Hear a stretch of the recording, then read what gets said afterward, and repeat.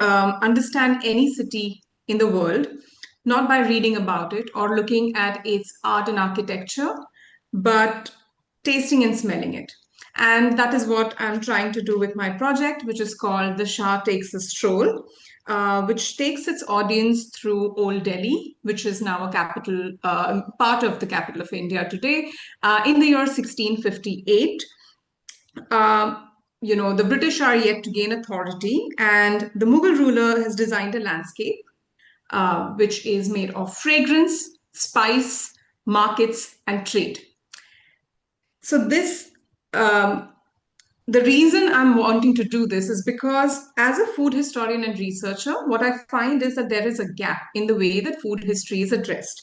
So while we always address the question of what did people eat in a particular era, we always fail to address what did it feel to inhabit that space.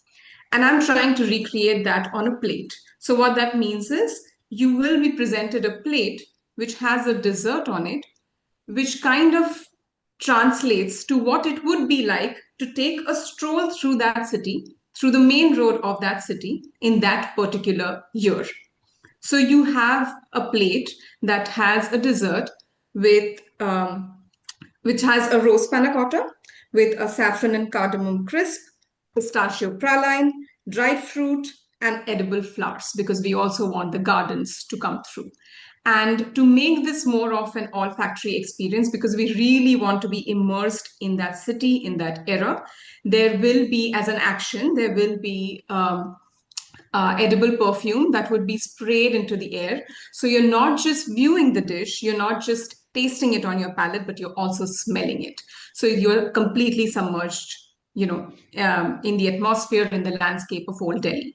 And for the film, I want to follow the point of view of the emperor as he takes a walk. So if he stops at, say, a sweet shop, so you have close-ups of the sweets being made, you have close-up shots of the spices being sorted, and that way you are really taken through an entire path of what you should be tasting. So as an experience goes, like if you see what you are supposed to be tasting and have the same thing going on your palate, your mind registers it completely and it becomes more immersive as an experience. So I want to be able to create the city, I want to be able to create the experience and bridge the gap in food history by not necessarily using the ingredients or using a dish that was created during that time, but the dish will convey to you what it is like to be a part of that history.